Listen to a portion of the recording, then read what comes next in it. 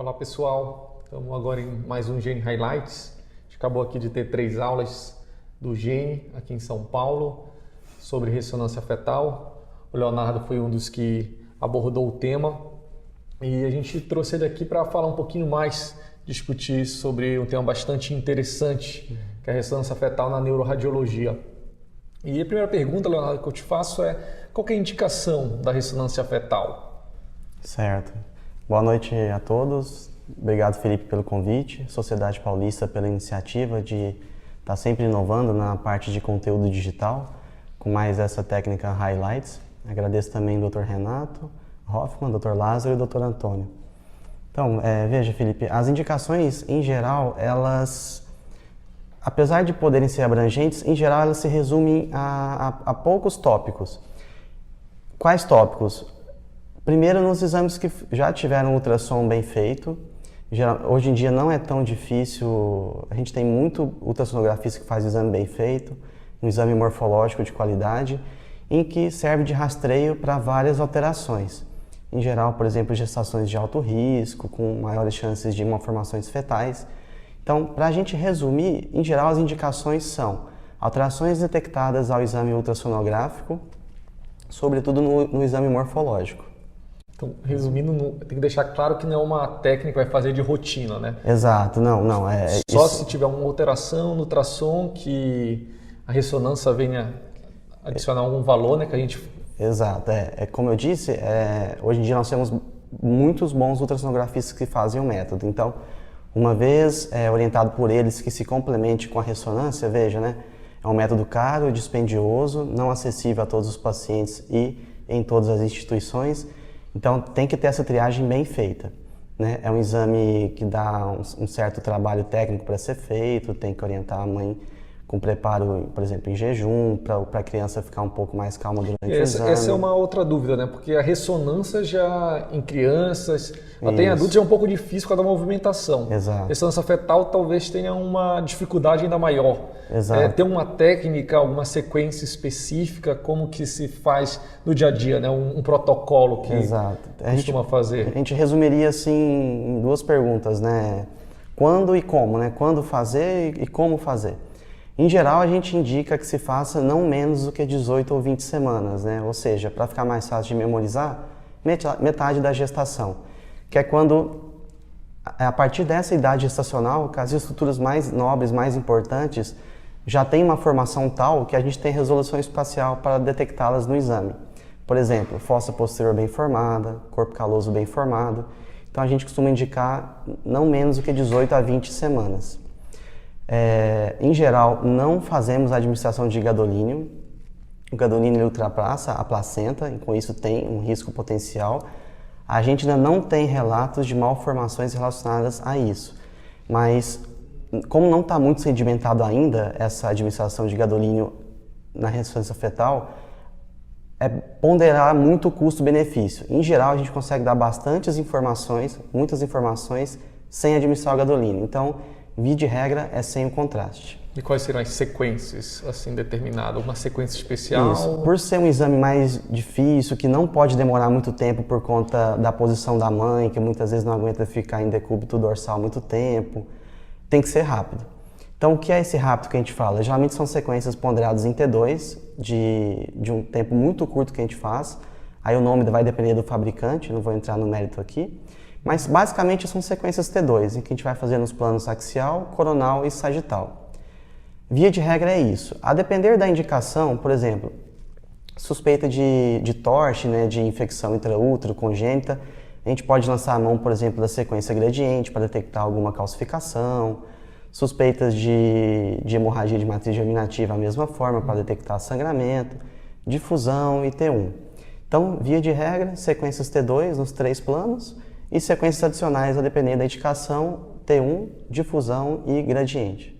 E você falou aí do grupo das TORCHs, né? Que aí talvez o gradiente pudesse ajudar. E quais seriam as outras alterações que a gente consegue ver mais frequentemente que pode ajudar o colega ultrassonografista de avaliar melhor? As principais indicações. Pelo menos a gente poderia listar pelo menos umas 4 principais indicações. Dentre elas, disparado, ventriculomegalia detectada ao ultrassom. Outras, alterações de corpo caloso, fossa posterior e disrafismos espinhais, ou seja, aquele neuroeixo que durante a sua embriologia não se formou e não se fechou adequadamente.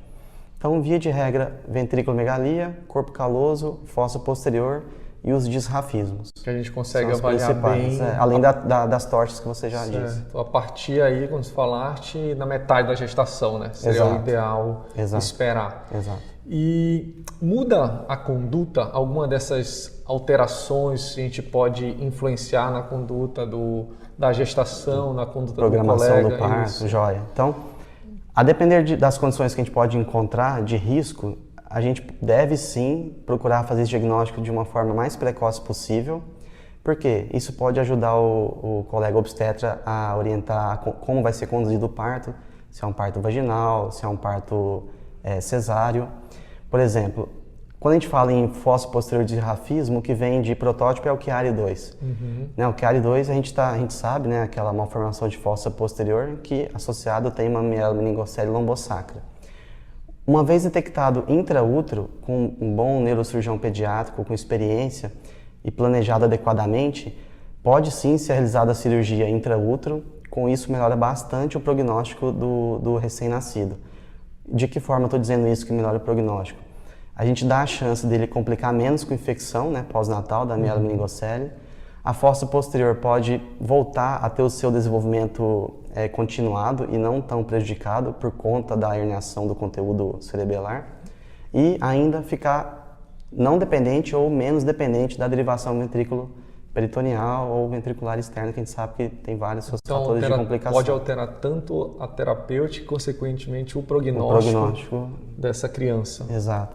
Além de poder já dar um norte ou tranquilizar os pais, né, em relação a alguma malformação que ficou mais indeterminada no ultrassom, e a ressonância, por ter mais planos de corte para avaliar, mais incidências, pode e é um exame complementar a ultrassom. É isso que eu ia perguntar, né? Não tem uma indicação que um é melhor, que o outro é melhor. Na verdade, são exames complementares. São complementares. Acho que a gente deve encarar a ressonância fetal, não sei, padrão ouro não é a palavra, mas realmente como complementar. O ultrassom, de novo, em boas mãos, ele é fantástico para detectar a maioria das alterações. E eu encaro a ressonância fetal como um método realmente complementar, em que os dois métodos se somam para poder dar o diagnóstico mais preciso possível. Interessante. E uma última pergunta, acho que foi bastante debatido aqui, né? E o relatório? Quando faz a ressonância fetal, você avalia só o neuroeixo, olha as outras coisas, placenta, os demais órgãos, se ele vem direcionado para avaliação, para a nossa avaliação, né, do neuroradiologista, você foca só nisso ou faz um laudo total? Certo. Assim, quando vem para a gente, né, neuroradiologista, o foco, né, deve ser a avaliação do neuroeixo. Mas antes disso, a gente deve fazer uma análise mais geral, mais ampla do exame, então olhar a situação fetal, posição, dorso, se está pélvico, se está cefálico, essas alterações mais gerais, né? Não esquecer de olhar a placenta, né, se ela está prévia, algum grau de acretismo placentário, cordão umbilical, bandas amnióticas, todas essas coisas extra-feto a gente também tem que olhar. E óbvio, também olhar os outros sistemas fetais, né, cardiovascular, abdômen, tórax. Mas quando vem específico com alteração neurológica, já triada dessa forma, a gente foca mais no neuroeixo, né? Leia-se encéfalo e coluna vertebral, e faz um laudo estruturado, que a gente fala de sulcação e giração, corpo caloso, ventrículos, fossa posterior e coluna vertebral. E acaba englobando todo o neuroeixo, né, que é o foco que... Isso, e a gente tentando fazer dessa forma mais estruturado, a gente sistematiza isso na nossa cabeça e a chance de errar ela é menor, né? Então a gente não deixa passar, se a gente fizer dessa forma, as alterações mais corriqueiras. Interessante. Leonardo, muito obrigado, acho que esclareceu aí as principais dúvidas. Depois desse debate que a gente teve aqui nessa noite de quinta-feira, sobre algumas aulas, né, acho que também vai estar disponível no site da sociedade, mas aqui deu para consolidar, deu para a gente fazer um resumo do que é importante nesse tema. Tá ótimo. Muito obrigado. Eu que agradeço. Obrigado, Felipe. Obrigado, sociedade. Tchau, tchau.